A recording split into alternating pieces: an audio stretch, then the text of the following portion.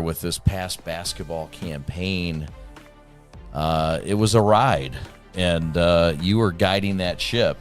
There must have been a lot of fun, and in between, a lot of challenges, I know, but wow, what an ending in the Brez, a place I know you've been trying to get your program to, and that's where it ended.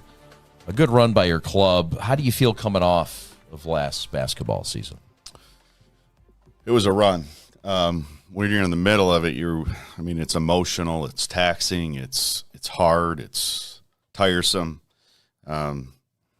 You try to enjoy it a little bit, but you just don't have time. I think they told me I had to play Monday after we won on Friday. I'm like, I thought we get to play on Wednesday. There's just no time when you're in that grind. And looking back, it was pretty historic what we accomplished to, really beat whatever 4 of the top 6 teams in the state and the defending state champion in a matter of 10 or 11 days was, it was historic to be honest with you. It really was. Yeah, it's got to be one of the better runs that we've seen a team make that had basically the regular season that you guys had. We talked to Trey about the frustrations dealing with last season as a coach. How was that? Because you guys also dealt with a lot of injuries as well.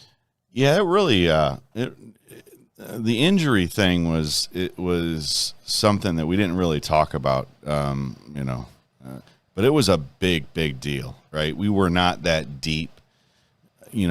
Trey was dealing with an ankle injury for a good 2 weeks in there, right around the CC game.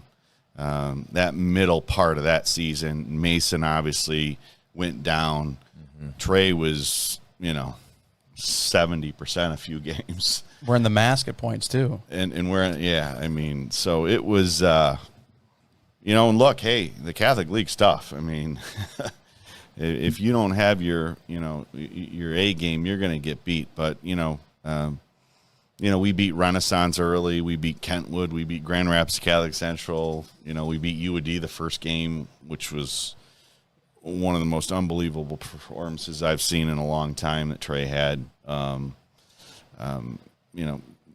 had it rolling there. We beat De La Salle on the road, and then I think that's when Mason got hurt. Then it followed by Trey, and just a tough league. It'll get you. And it wasn't just the injuries; it was transfers. Transfers thinking you have them, then you don't. The emotions of it, the game planning for it, or not game planning for it. Let's be honest, that was really a big part of your season that, a lot of it you just didn't have control of. Right.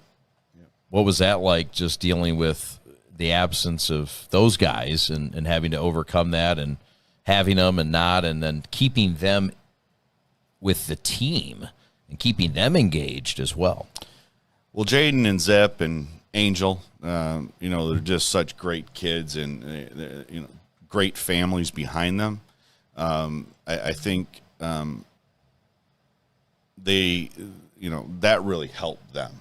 I can't say enough about their parents that were able to kind of be there for them and guide them through just a terrible process. I just take basketball out of it, and just emotionally what those kids had to deal with. I just, it's happened before. It'll happen again. But taking basketball out of the equation, it just was, it was very unfortunate when it was such a gray area situation at best. So you're, let's put you in the shoes. You're the MHSA Commissioner of Boys Basketball. What should, in your opinion, the transfer policy be? It's a great question. I think there needs to be there's always exceptions. But you need to give kids the opportunity, and I studied this a lot. Looking around and seeing. Like Wisconsin, you can transfer up until your sophomore year and there's no penalty. Right? Florida, you can transfer whenever you want. I think there's a middle ground. Do I think it's fair that kids transfer in the middle of the season and they're on your team, and then next week you're playing them on a different team? No. But look, if a kid goes into ninth grade and he's going to go to a school and he gets there, and whether the coach leaves or academically or socially it's not the right place for that ninth grade kid, why penalize that kid for 4 years? Maybe somebody told him something that wasn't true, and now that kid has got to stay there for 4 years. So, I think the answer is somewhere in the middle. I like what Wisconsin does, and if you're somewhere for 3 years and then you decide you want to go down the street 6 miles, I don't know if I agree with that either.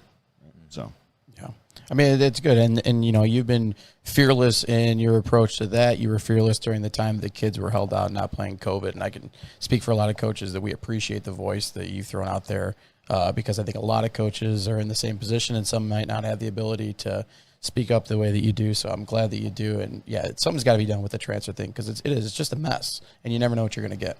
That's right. And, the consistency of it is horrible. It's awful. And, it's just, that is probably, talking to the kids, that's the hardest thing to explain.